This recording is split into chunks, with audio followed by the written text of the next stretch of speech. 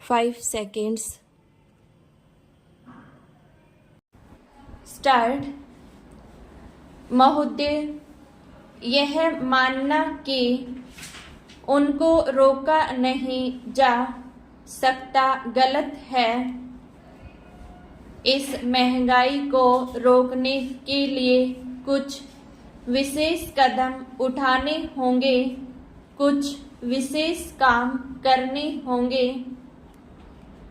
एक विशेष चीज जो इस बजट में आई है और जो घबराहट पैदा करने वाली है, यह है कि देश की पैदावार तो बढ़ रही है, देश का विकास तो हो रहा है, लेकिन इसके साथ ही साथ देश में बेकारी बढ़ रही है और खासतौर पर पढ़े लिखे लोगों की बेकारी बढ़ रही है। लोगों का बेकार होना खतरनाक चीज है। हमारी स्वतंत्रता के बाद शायद यह पहला अवसर है जब हमारी स्वतंत्रता के ऊपर एक आघात हुआ है और हम जिस प्रकार अपनी स्वतंत्रता की प्राप्ति के समय अपना सर्वस्व बलिदान करने के लिए तैयार थे, उसी प्रकार इस समय भी हमें तैयार होना होगा।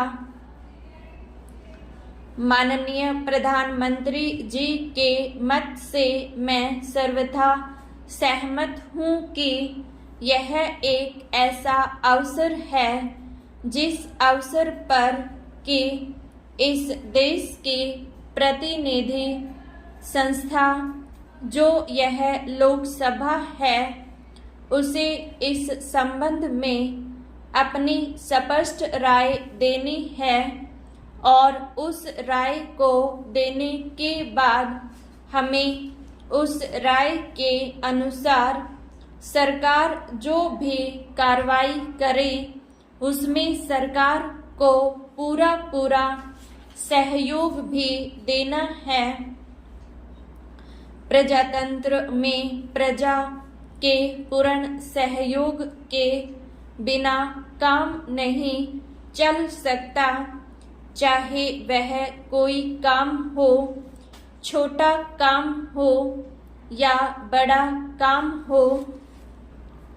फिर यह तो हमारी स्वतंत्रता की रक्षा का प्रश्न है और ऐसे अवसर पर प्रजातंत्रवादी राष्ट्र को उसकी सारी प्रजा को सरकार के साथ सहयोग के लिए तैयार रहना चाहिए।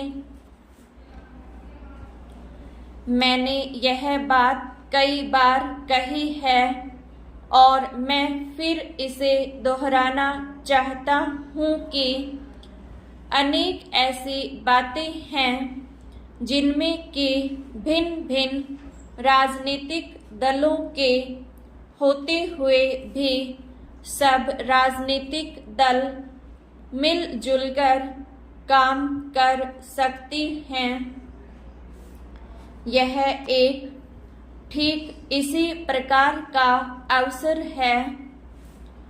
मैं अपने प्रधानमंत्री जी की वैदेशिक नीति का बड़ा भारी समर्थक रहा हूँ और कल इस सदन में इस संबंध में जो बहस हुई उससे भी यह पूरा परिणाम निकाला जा सकता है कि जहाँ तक हमारी वैदेशिक नीति के सिद्धांतों का संबंध है, वहाँ तक इस सदन का कोई दल, इस सदन का कोई भी सदस्य उन सिद्धांतों के विरुद्ध नहीं है।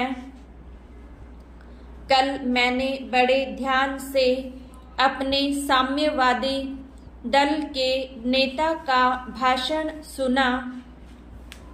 उन्होंने यह कहा कि मूल प्रश्न हमारी मूल नीति के समर्थन का है।